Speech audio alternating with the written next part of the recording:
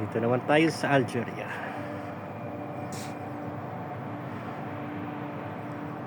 Loading port ng mga LPG, LNG at saka tangkar. Yan. Ang barko namin.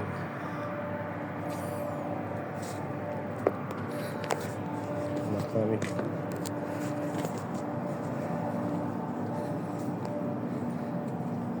Loading kami dito sa Algeria.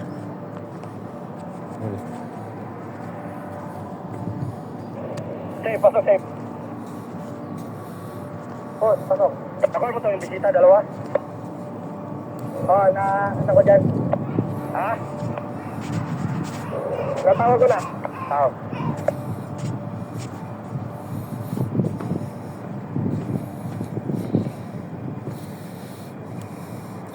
Tanta ng mga ano to?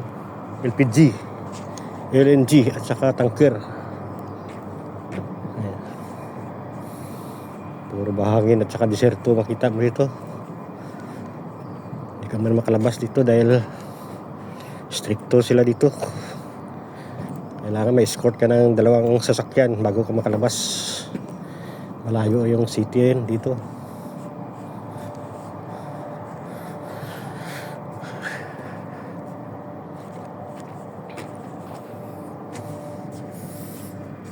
Sistema ng lugar nila.